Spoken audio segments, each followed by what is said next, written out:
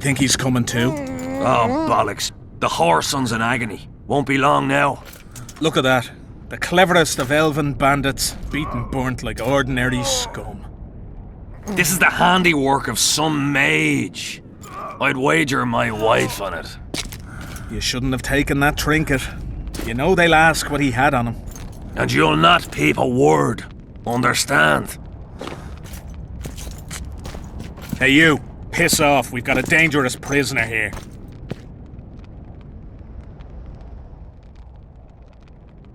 A prisoner? Did you capture him? None of your concern. Buzz off, freak. Any idea what happened to Roach? Yes, Radovid tried to buy him off. I'm sure you can guess Roach turned him down.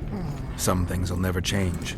Temeria might not be on the map of the North much longer, but as long as men like Roach are around, there is hope for its rebirth. Don't pin that mess on me. I don't intend to. You asked.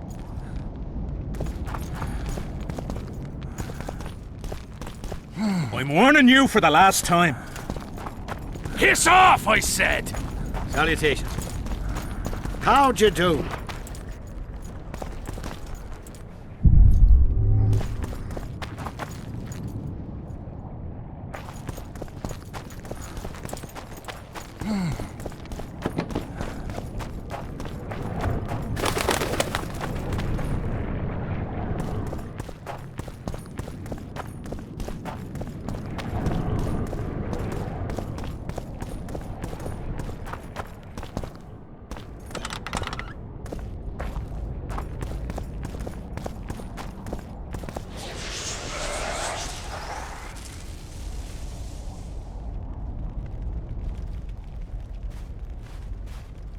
This is no place for witches. Though I know you and you appear wherever something important happens. True, though sometimes by accident. And this time, also a coincidence? Let's say I have something to take care of. In that case, hurry. Once we're done cleaning up this mess created by the royal soldiery, Loch Muin will be magically sealed. Getting out of here? Temporarily. We shall return soon enough to rebuild the city. Loch Muin will regain its former glory. Until that time, we need to keep the treasure hunters and troublemakers out. So Radovid trusts you? We shall win His Royal Majesty's trust by delivering Sheila de Tansarville and the other traitresses from the lodge. That could take a while. Sheila's fled Loch Muin via Megascope. We have time. She cannot hide forever. Sooner or later, she will be ours. Forgive me, I must attend to some matters. And don't dawdle. The city will be sealed in 1 hour.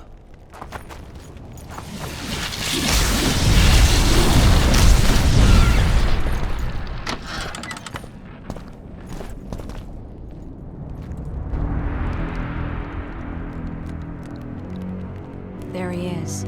Wait for me. Geralt. This is between me and him. You don't have to. I do. He knows how I lost my memory. Wait for me at the city gate. If I'm not there within the hour, leave without me.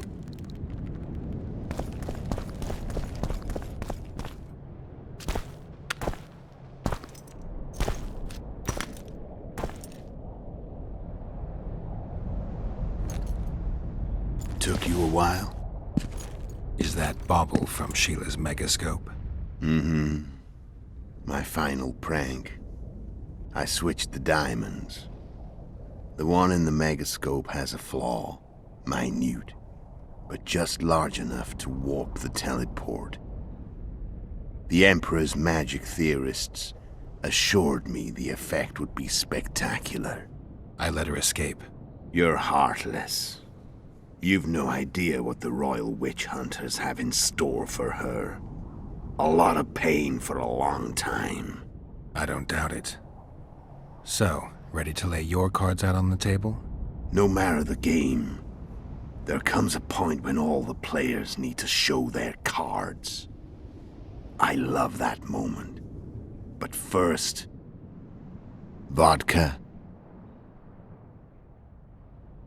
I suppose my throat's a little dry. In that case, let's drink to old friendships.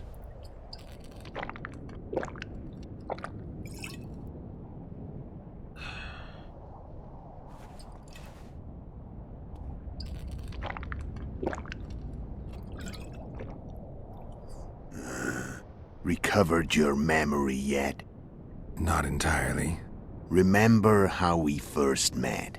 Yeah, I saved your life. Couldn't think of a nicer way to pay me back? Frankly, I couldn't. I mean, taking care of another man's woman, Yennefer. I can't fathom what you saw in her, but I suppose there's no accounting for taste.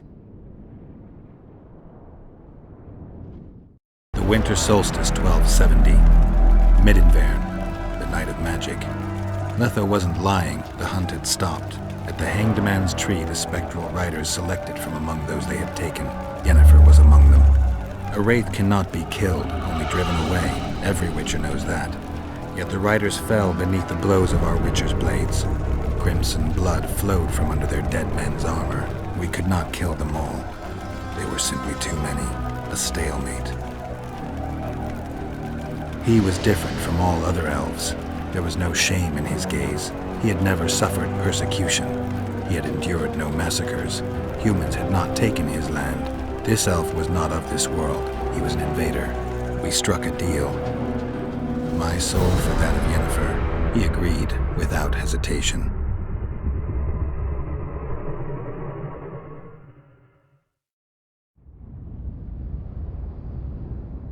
Back with me, friend. Got the feeling you left for a minute.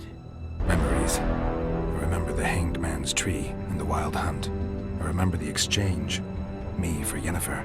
So, cards out on the table.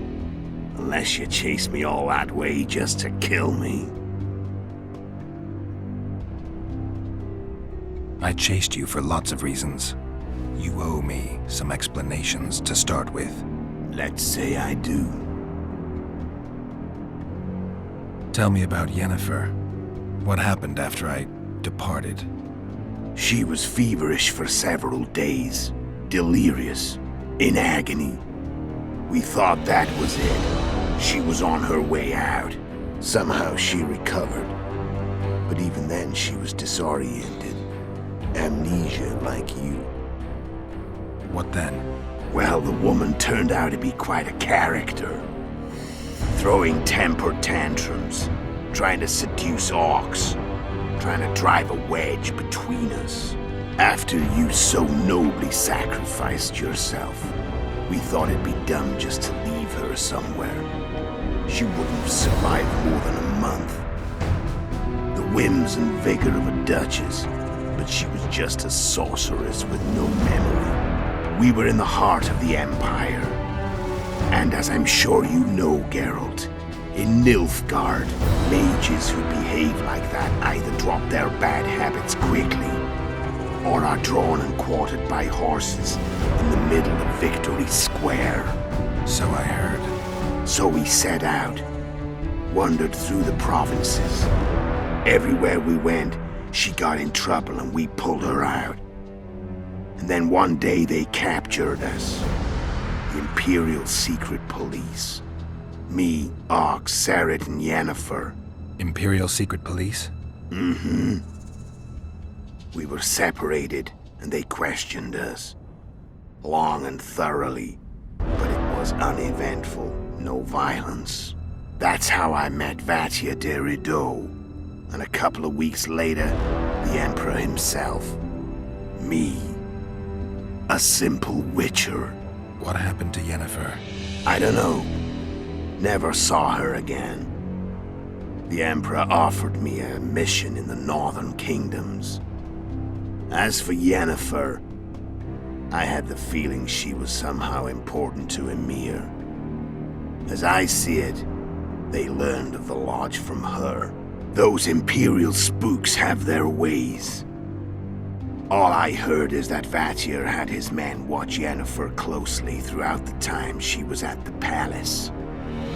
Then we went off to slay the kings of the north. That's where my knowledge ends. So she's in the Empire. She was when I left. How did you know where we'd find the Wild Hunt? Every witcher who wears the viper around his neck knows the place. We had so many books and scrolls about the hunt. that I used to think our school was founded for the very purpose of solving the riddle of the spectral riders. Know who they are? You know the true identities of the riders? From what I understand, they're some damn elven race. But they turned out to be a big ruse. Legendary omen of war proved to be a fairground attraction.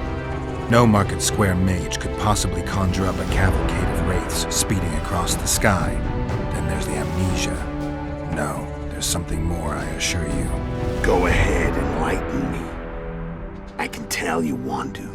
There are a lot of legends and myths about it, but the Wild Hunt is a fact. I've fought and killed many of its wraiths. They were spectral emanations, the avatars of real riders. The riders we ran into by the Hanged Man's tree. Are you telling me you were carried off by elves?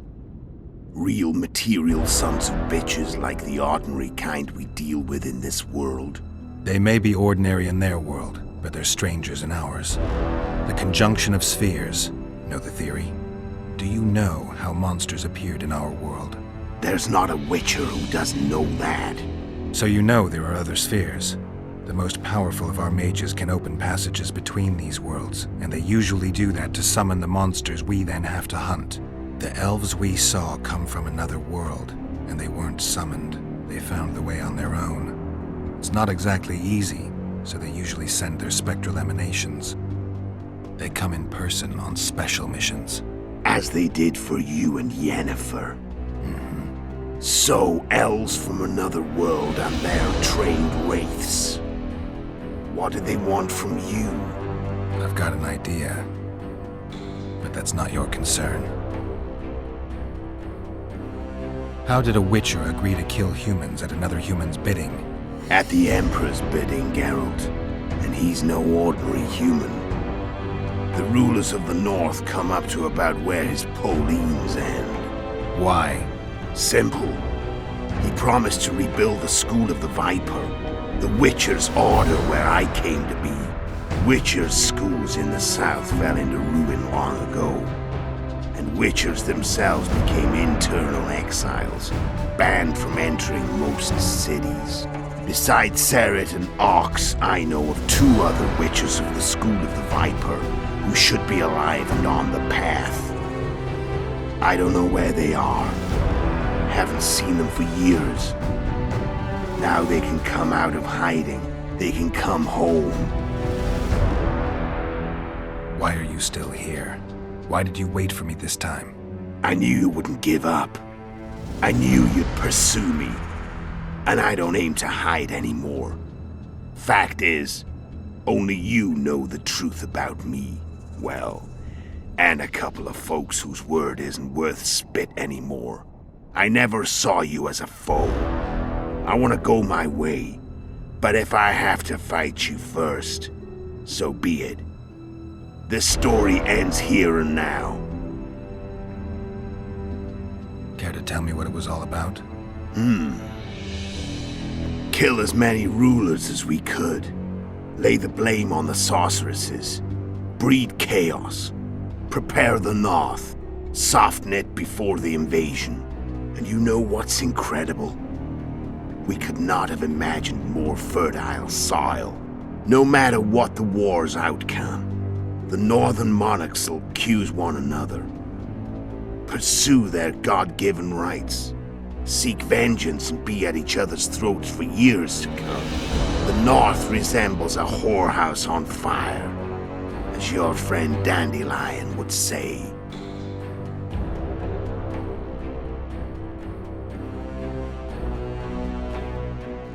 I'm done talking. Let's finish this. Want to fight? Any vodka left in that bottle? A swig apiece. Here.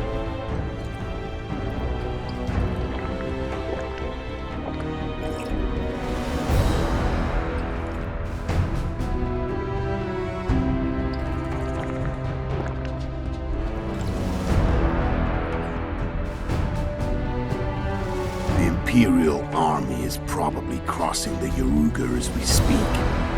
Pure pandemonium will ensue. The North's finished. Time to go south, where the good life awaits. You're a fool, Netho. Both you and your Emperor are forgetting one thing. Misfortune brings people together. Very shortly, the North could be united like never before, thanks to you. But that's just not my concern anymore. I'm not your foe. I never was. Let me walk away and I will. You'll never see me again. Force me to fight, and this time I'll kill you. I've learned all I wanted to know. I can feel the memories coming back. Your death won't change a thing. Go where you will. Just like that. No threats. No words of wisdom. You going or not? Farewell, Geralt.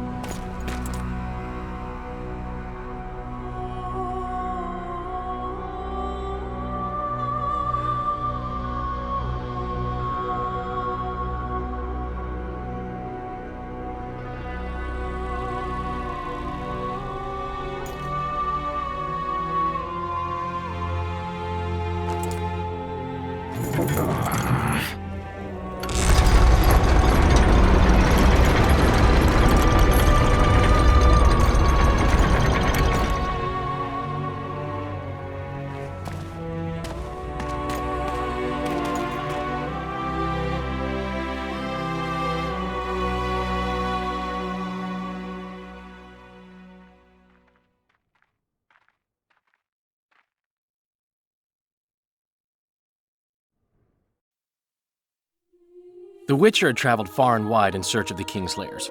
Along the way, he had met both the righteous and scoundrels, Bernard Laredo amongst the latter. Laredo sold Flotsam to Kedwin and scattered the local non-humans to the four winds.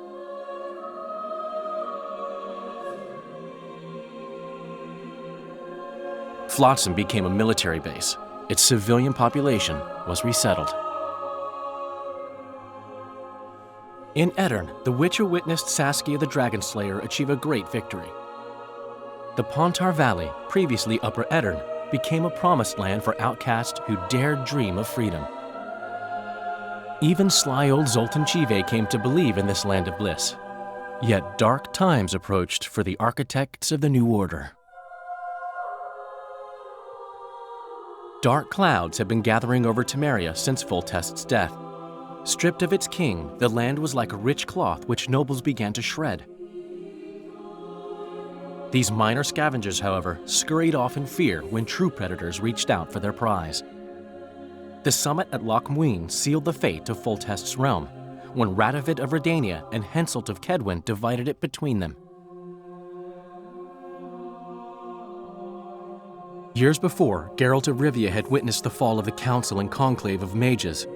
The summit in Loch Muin re-established both bodies, their founders sacrificing Sheila de Tanzerville and her accomplices.